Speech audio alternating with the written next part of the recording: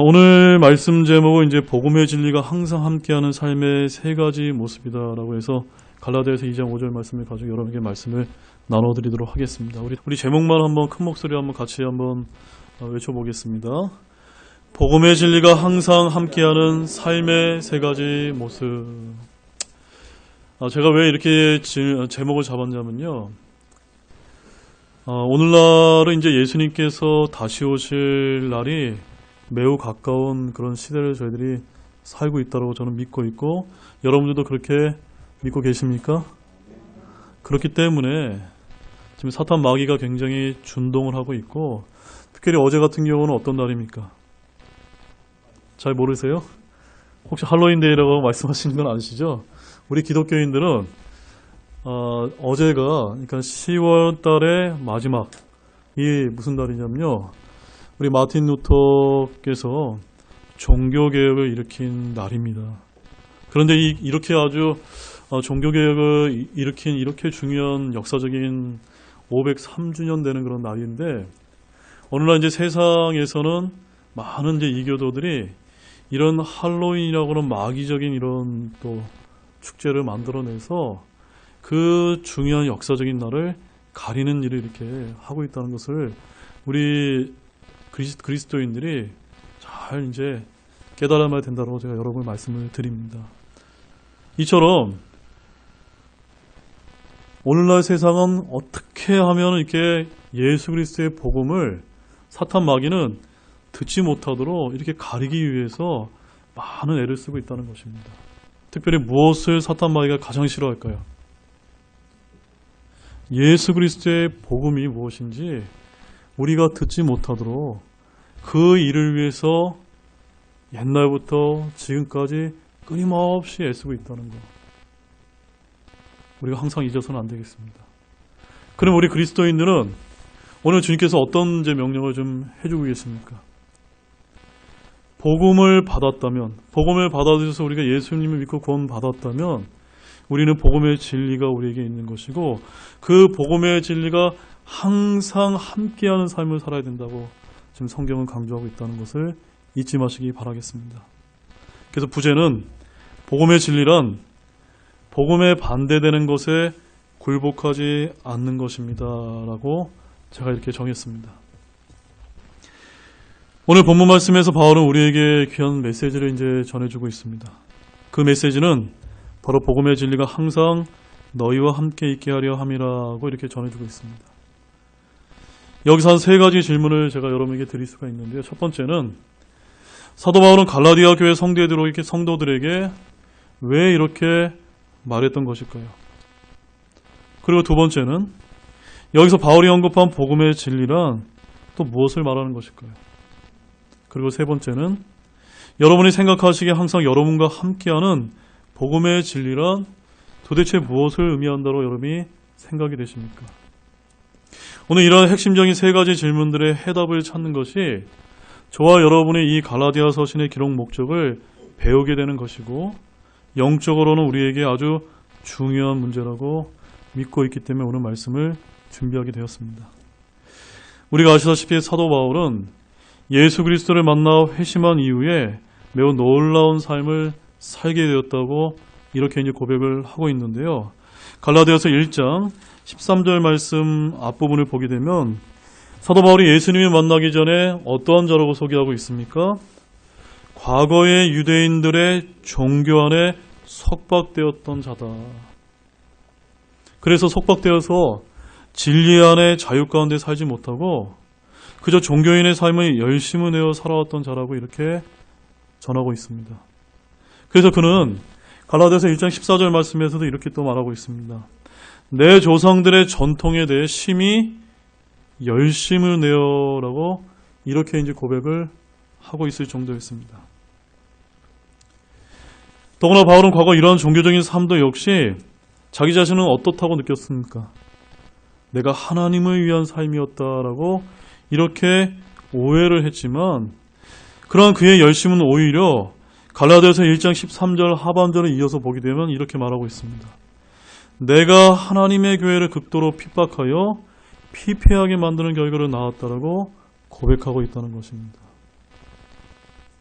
지금 우리가 하나님을 열심히 믿는다고 이야기하지만 내가 성경도 잘 모르고 하나님의 진리의 말씀을 잘 모르게 되면 내가 하나님을 열심히 섬긴다고 하면서 사실은 어떠한 결과를 가져올 수 있다는 겁니까? 하나님을 온전히 믿는 자들을 오히려 핍박해야 하는 일에 내가 동원될 수 있다는 사실을 지금 사도 바울이 우리에게 알려주고 있는 것입니다.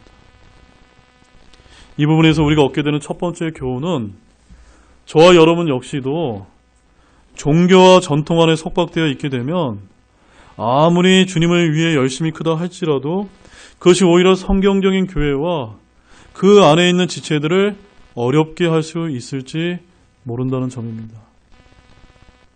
우리도 이와 같은 경험들이 크든 작든 아마도 다 갖고 있을지 모른다고 저는 솔직히 말씀을 드립니다. 성경상에서 이런 종교적인 열심의 대표적인 인물을 우리가 들자면 여러분 누구를 들 수 있을까요? 저는 대표적인 인물로 우리 가인을 우리가 들 수가 있습니다. 가인도 주님을 위해 자기가 할 수 있는 정말 최선의 종교적인 노력을 다했던 것으로 우리가 기억하지만 결국 주님께서는 그의 헌물에 관심을 갖지 않자 분을 내고 자기의 친동생을 죽이게 되었다라고 성경은 기록하고 있습니다. 우리 그 말씀 한번 가보겠습니다.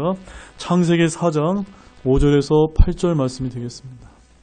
가인과 그의 헌물에는 관심을 갖지 아니하셨으므로 가인이 몹시 분을 내고 그의 얼굴빛이 변하니라. 주께서 가인에게 이르시되 내가 어찌하여 분을 내느냐 어찌하여 내 얼굴빛이 변하였느냐 내가 잘 행하면 너를 받지 아니하겠느냐 그러나 내가 잘 행하지 아니하면 죄가 문에 엎드려 있느니라. 그의 열망이 내게 있으리니 너는 그를 다스릴 것이니라 하시니라.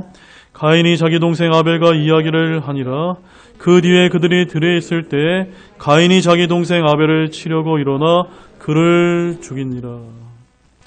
이 창세기 4장에 나와 있는 우리가 방금 읽은 이 말씀은요, 신학적으로 굉장히 중요한 부분을 지금 담고 있습니다. 7절에서 이 가인과 관련해서 성경에서 무엇이 최초로 언급되고 있는지 아십니까?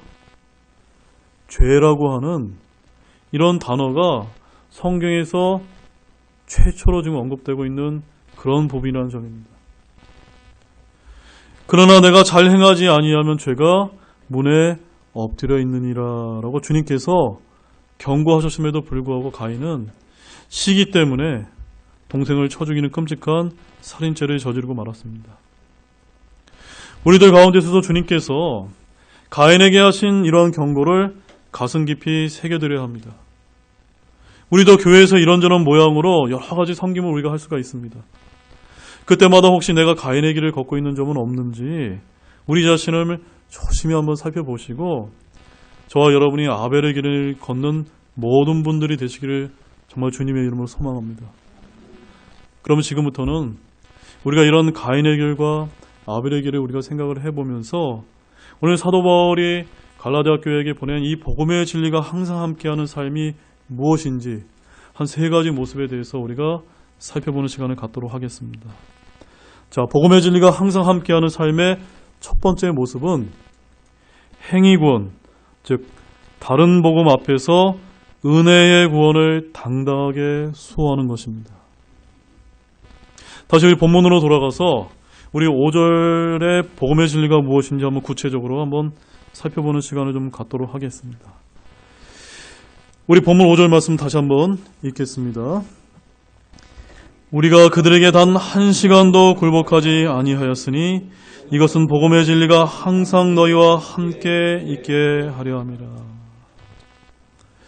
사도 바울은 주님을 만나서 회심했고 우리가 갈라디아서 1장 16절 말씀을 보시게 되면은 거기 이렇게 기록이 되어 있습니다. 자신의 아들을 내 안에 계시하사 내가 그분을 이교도들 가운데 선포하는 것을 기뻐하실 때라고 이렇게 말씀하고 있습니다. 이 자신의 아들이 누구입니까? 바로 예수님이시죠. 이 사도 바울이 전에는 예수님을 몰랐는데 언젠가 다메섹 도상으로 가다가 주님을 만나게 됐고 결국 주님께서 자신에게 계시를 하셔서 이제는 그가 전적으로 변화가 되어서 이교도들, 이방인들에게 예수 그리스도의 복음을 전하는 삶을 살게 됐을 때 기뻐하셨다라고 이렇게 기록을 하고 있습니다. 근데 이 말씀은 우리가 본문 2절 말씀을 보시게 되면 거긴 또 이렇게 기록되어 있습니다. 내가 계시로 말미암아 올라가 내가 이방인들 가운데서 선포하는 그 복음을 그들에게 전달하되 라고 이렇게 기록을 하고 있는데요. 이 말씀과 우리가 연관지어 본다면 여기서의 이 계시는 예수 그리스도로 말미암은 것이고 그분의 이방인들에게 선포하는 것이 하나님의 뜻임을 우리가 이제 볼 수가 있습니다. 나머지 본문 2절 하반절을 보게 되면 사도 바울은 뭐라고 이제 기록을 하고 있습니까? 함께 읽겠습니다. 그 복음을 전달하되 명성 있는 자들에게는 개인적으로 하였으니 이것은 어찌하든지 내가 다름질하는 것이나 다름질한 것이 헛되지 아니하게 하려 함이라라고 이렇게 전하고 있습니다. 바울은 어떻게 전했다고요? 주님께서 은혜로 자신에게 보이신 그분의 계시에 따라 복음을 다름질하듯이 전하였던 것입니다.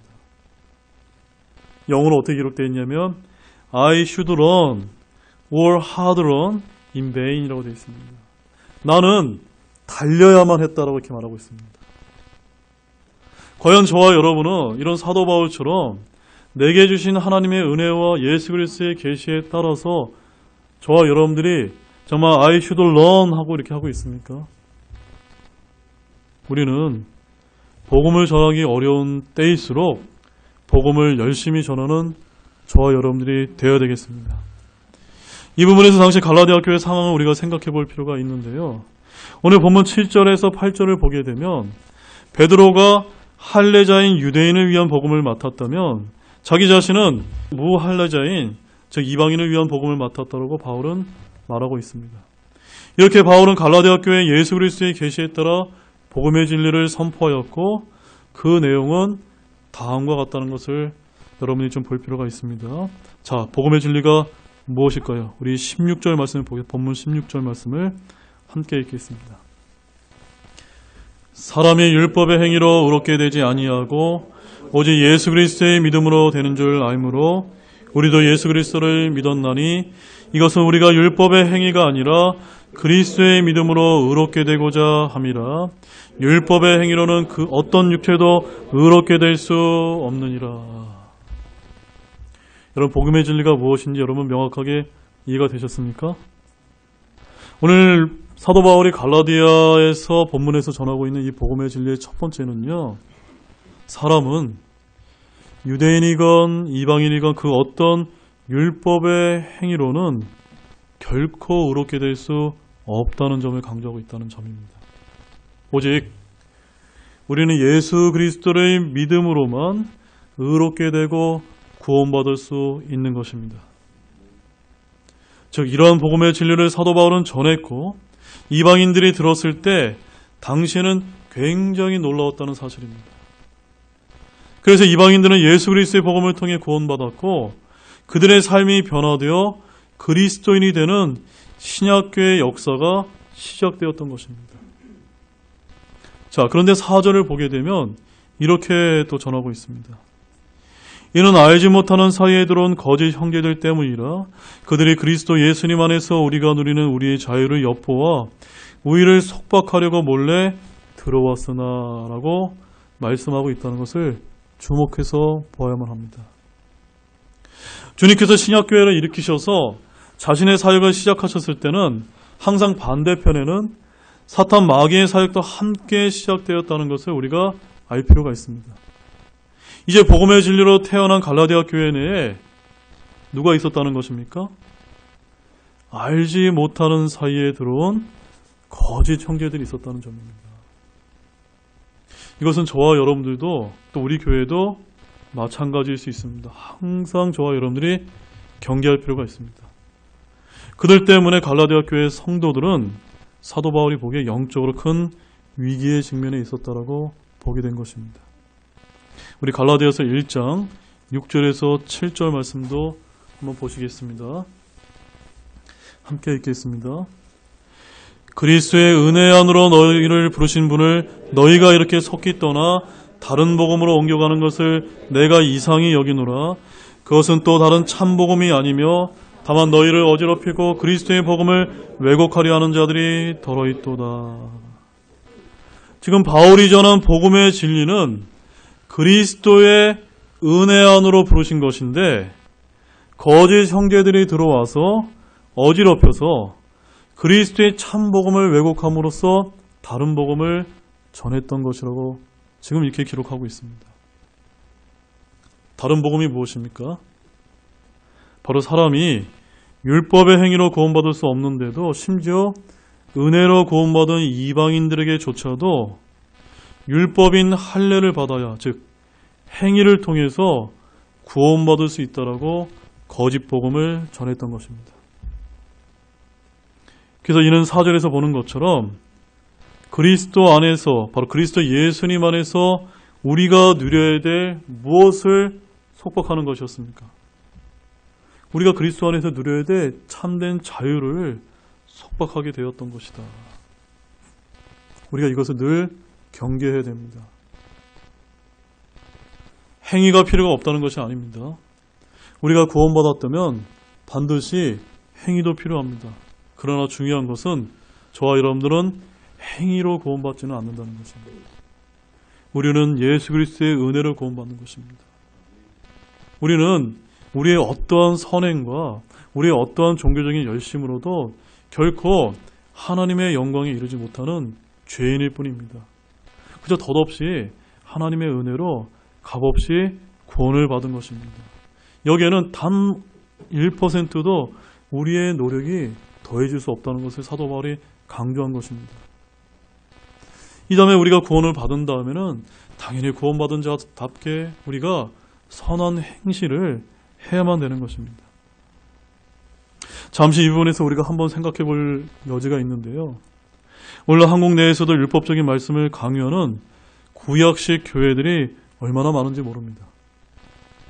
그래서 그리스도 예수님 안에서의 참 자유를 누리지 못해서 오늘날 교회 다닌다고 하면서 고통당하는 신자들이 얼마나 많이 있습니까? 그런데 이러한 일들은 비단 먼 교회의 이야기가 솔직히 아닐 수가 있습니다. 우리 교회 내에서도 그리스도 예수님 안에서 누려야 참 진리를 누리지 못하는 경우가 없는지 잘 살펴볼 필요가 있다고 여러분에게 강조를 드립니다. 요한복음 8장 32절에 이런 말씀이 있습니다. 또 너희가 진리를 알지니 진리가 너희를 자유롭게 하리라. 무엇이 여러분을 자유롭게 한다고요? 진리만이 여러분을 자유롭게 하는 겁니다. 행위가 여러분을 자유롭게 하는 것이 아닙니다. 하나님의 분명한 참 복음과 진리의 말씀만이 여러분을 자유롭게 함을 믿으시기 바랍니다. 교회는 당연히 진리가 유보되어서는 안 되지만 자칫 진리라는 미명하에 다른 이의 자유를 속박하게 하는 율법적인 요인들이 없는지 또한 돌아봐야만 합니다. 이런 것에 있어서는 그 누구도 예외일 수가 없습니다. 목사인 저 자신도, 집사도, 교회를 오래 다닌 회원일수록 또한 갓 들어온 신자들도 그 누구도 예외일 수가 없습니다. 우리는 바울처럼 이러한 문제에 있어서 복음의 진리를 수호하기 위해 단호해야 합니다. 그럼 우리가 어떻게 단호해야 될까요? 5절 말씀에서 뭐라고 이야기하고 있습니다. 사도 바울이 우리가 그들에게 단 한 시간도 굴복하지 아니하였으니. 다시 한번 읽어보겠습니다. 우리가 그들에게 단 한 시간도 굴복하지 아니하였으니. 멋지지 않습니까, 여러분? 굴복하지 아니했다. 복음의 진리란 복음에 반대되는 것에 굴복하지 않는 것입니다. 아멘이시죠? 복음의 진리가 항상 함께 있게 하는 데 있어 결코 우리 그리스도인들이 굴복해서는 안 된다는 점입니다. 즉 구원을 받으려면 할례도 받아야 되고 이러저런 종교적인 행위가 있어야 된다라고 행위 구원을 전하는 자들에게는 단 한 시간도 굴복해서는 안 된다는 점을 믿으시기 바랍니다. 자, 두 번째로 우리 복음의 진리가 항상 함께하는 삶의 두 번째 모습은 은혜의 구원을 깨달은 자가 먼저 손을 내밀어 교제를 청하는 것입니다. 뭘 청해야 된다라고요? 교제를 청하는 것입니다. 바울은 예수님과 함께 사역했던 다른 기라성과 같은 제자들은 뭐라 여겼는지 아십니까? 우리 9절 말씀을 보시면요, 이렇게 기록하고 있습니다. 또 기둥같이 여겨지던 야고보와 게바와 요한은이라고 이렇게 표현하면서 오늘날 우리 교회 역시도 기둥같이 여겨지는 지체들이 있을 수가 있습니다. 즉 그들이라고 해서 전혀 예외가 될 수 없다는 것을 알아야만 합니다. 바울이 기둥과 같이 여겼던 그들이 자신에게 주신 은혜를 깨닫고 오른손을 내밀어서 교제를 청하였다고 기록하고 있습니다. 자, 본문 9절 말씀 같이 읽겠습니다. 또 기둥같이 여겨지던 야고보와 게바와 요한은 내게 주신 은혜를 깨닫고 나와 바나바에게 오른손을 내밀어 교제를 청하였으니 이것은 우리는 이교도에게 가고 그들은 할례자들에게로 가고자 함이라. 이교도에게 간 자는 누구고 할례자들에게 간 자는 누굽니까? 지금 바나바와 바울은 이방인들을 위한 복음 선포자로서 지금 이교도들에게 갔고 또 우리 베드로를 비롯한 예수님의 제자들은 할례자였던 유대인들에게 복음을 전하기 위해서 각각의 은사대로 섬겼다고 지금 전하고 있습니다. 저와 여러분들도 이와 마찬가지로 우리들의 손을 내밀어서 교제를 청해야만 합니다. 누구에게 교제를 청해야 될까요? 우선은 내 주변에 있는 믿는 자들에게, 우리 지체들에게 우리의 오른손을 내밀어서 교제를 청하시기 바라고, 그 다음은요, 믿지 않는 자들에게 나가서 우리가 교제의 청을 행해야 됩니다. 이는 진실로 어떤 자만이 우리가 교제의 손을 내밀 수가 있냐면요, 진실로 하나님의 은혜를 깨달았을 때 일어나게 된다는 것입니다. 혹시 여러분은 바울이 전해준 복음의 진리로 말미암아 동일한 그 하나님의 은혜를 분명하게 깨달으셨습니까? 목소리가 작으시네요. 깨달으셨습니까? 다 깨달으셨잖아요. 네. 행위 구원이 아니라 은혜의 구원임을 깨달으셨습니까? 그렇다면 손을 내밀어서 교제를 청하십시오. 특별히 오늘은 이제 온 가족 점심시간과 우리의 친교의 시간을 통해서 우리가 이렇게 이름표도 이렇게 달고 할 때 이름을 불러주시면서 여러분의 손을 내밀어서 교제를 청하고 기쁨의 시간을 나누시기를 원합니다. 누가 나에게 다가와서 이 얘기를 전해주겠지, 누가 나를 좀 더 높여주겠지가 아니라 누가 청해야 됩니까? 내가 하나님의 은혜의 구원을 깨달은 자입니다 라는 것을 표시내는 것이 먼저 자기 손을 내밀어서 교제를 청하는 것이다. 교회는요, 참 저도 오랫동안 이제 군 생활을 하면서 좀 특수하게도 이런저런 교회를 1년에서 2년 단위로 항상 옮겨 다녀야만 했습니다. 그때마다 제가 느끼는 어려움은 뭐냐면요, 늘 새로운 교회를 갈 때마다 새신자였다는 것입니다. 저의 신앙의 수준은 새신자가 아닌데 교회 갈 때마다 새신자가 되시면 얼마나 저와 저희 와이프가 어려웠겠습니까? 제가 왜 이런 말씀을 드리냐면요, 교회는요 여전히 외로움을 느끼는 지체들이 얼마든지 있을 수 있다는 것입니다. 우리는 그들에게 먼저 다가가야만 합니다. 왜냐하면 내게 주신 은혜를 깨달았기 때문이고, 그것이 오늘 바울이 전해준 것처럼 어떤 삶의 모습입니까? 복음의 진리가 항상 너희와 함께하는 두 번째 삶의 모습이라는 것을 아시기 바랍니다. 아멘이시죠?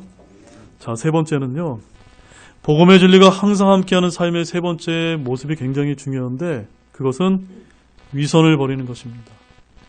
무엇을 버리라고요? 위선을 버리는 것이다 라고 말하고 있습니다. 우리 본문 11절에 놀라운 사건을 접하게 되는데요, 한번 같이 보겠습니다.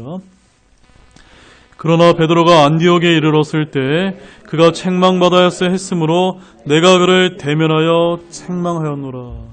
여러분, 이 말씀을 보게 되면요, 이 당시에는 누가 더 우월한 위치에 있었습니까? 베드로가 훨씬 더 예수님의 수제자였기 때문에, 감히 사도 바울은 이제 갓 구원받았기 때문에 쳐다볼 수도 없는 그런 위치였습니다. 그런데 누가 누구를 책망했다고요? 바울이 베드로를 지금 책망했다라고 이야기하고 있습니다. 기둥과 같이 여겼던 베드로를 대면해서 바울이 책망하는 일이 있었습니다. 이때 베드로가 어떤 책망받은 일을 했었던 것일까요? 우리 본문 12절 말씀 보십시오. 야고보에서 온 어떤 사람들이 오기 전에 그가 이방인들과 함께 먹었으나 그들이 오매 할례자들에 속한 그들을 두려워하여 그가 뒤로 물러가 자신을 분리하였으며. 마치 베드로는 예수 그리스도의 계시의 말씀에 따라 예수 그리스도 안에 할례자나 무할례자나 상관없이 구원받을 수 있음을 분명히 알고 있었습니다. 그래서 바나바와 바울에게 손을 내밀 수가 있었고, 그런데도 율법을 강조하는 할례자들에 속한 유대인들이 이 베드로에게 다가오자 베드로가 어떤 태도를 취하게 된 겁니까?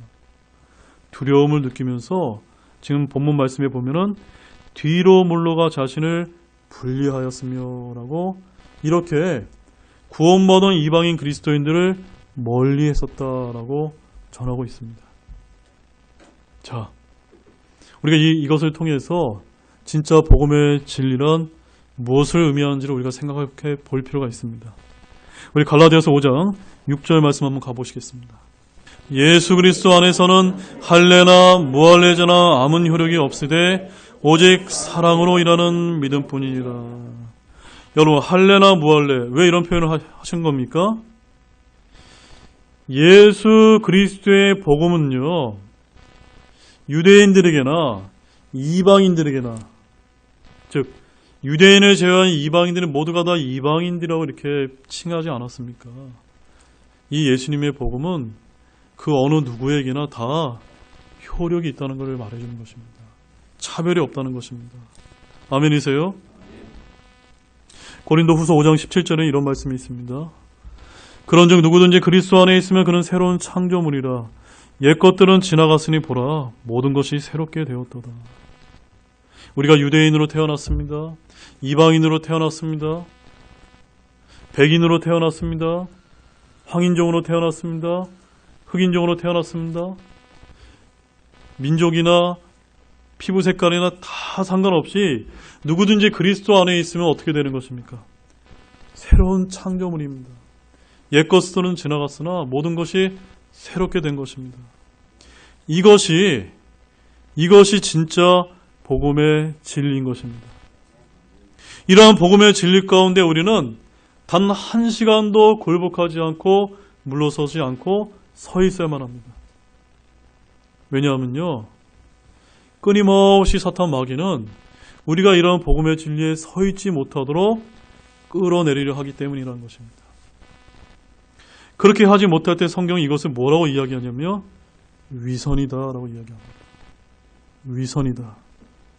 결국 베드로로 말미암아 다른 유대인들도 그와 함께 위선을 행했고 이방인들의 사역자였던 바나바조차도 위선을 행했던 것입니다. 우리 13절 말씀 보십시오.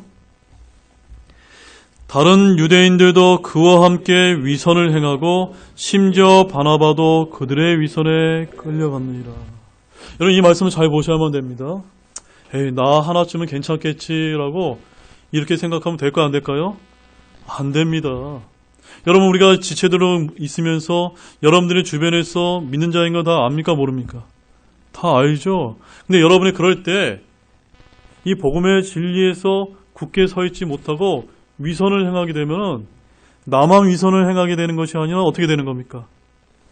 내 주변에 있는 사람도 그냥 그 위선에 끌려가게 되는 것입니다. 14절 말씀에 이런 말씀이 있습니다. 그러나 그들의 복음의 진리에 따라 바르게 걷지 아니하는 것을 내가 보고 그들 모두 앞에서 베드로에게 이르되. 위선이 뭐라는 겁니까? 복음의 진리에 따라 바르게 걷지 않는 것이다 라고 사도 바울이 지금 강조하고 있는 것입니다. 그래서 뒤로 물었던 베드로에게 사도 바울이 다음과 같이 이제 책망을 하고 있습니다. 14절 하반절부터 우리 이제 19절까지의 말씀을 함께 읽겠습니다. 내가 유대인임에도 불구하고 이방인들의 방식대로 살고 유대인들처럼 살지 아니하면서 어찌하여 이방인들을 강요해서 유대인들처럼 살게 하였냐 하였노라. 우리는 본래 유대인이여 이방인에 속한 죄인이 아니로되 사람이 율법의 행위로 의롭게 되지 아니하고 오직 예수 그리스도의 믿음으로 되는 줄 알므로 우리도 예수 그리스도를 믿었나니 이것은 우리가 율법의 행위가 아니라 그리스도의 믿음으로 의롭게 되고자 함이라. 율법의 행위로는 어떠한 육체도 의롭게 될 수 없느니라.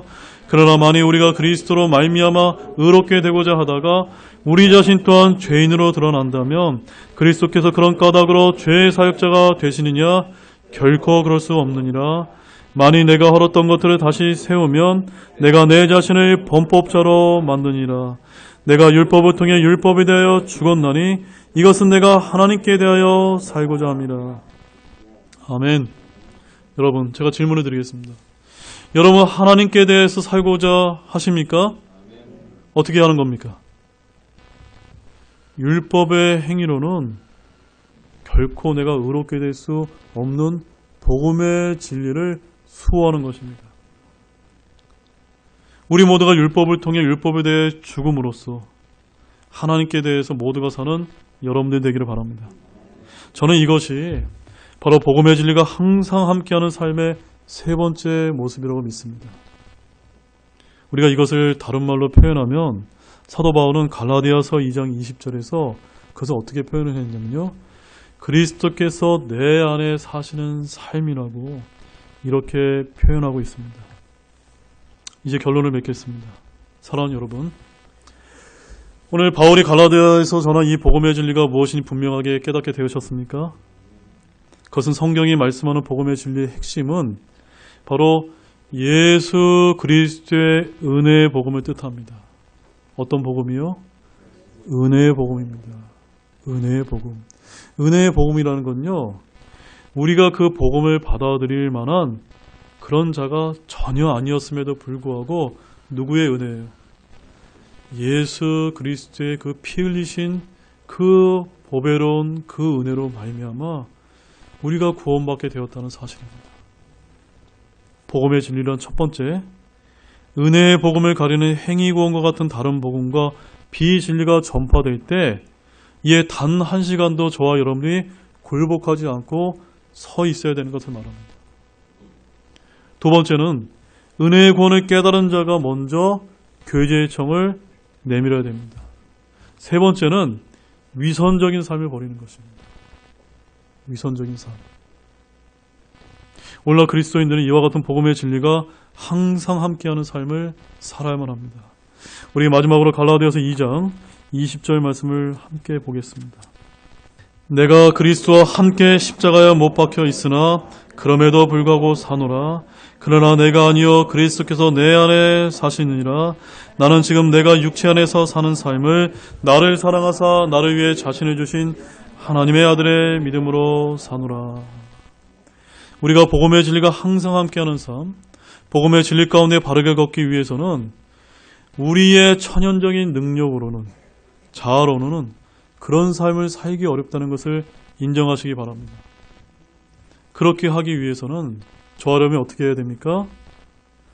그리스도와 함께 십자가에 못 박혀 죽었으나를 매 순간 매일매일 저와 여러분들이 고백함으로 말미암아 우리의 천연적인 자아를 죽이고 나를 사랑하사 나를 위해 자신을 주신 하나님의 아들의 믿음으로 저와 여러분들이 살게 될 때 그리스도께서 우리 안에 사심을 믿으시길 바랍니다.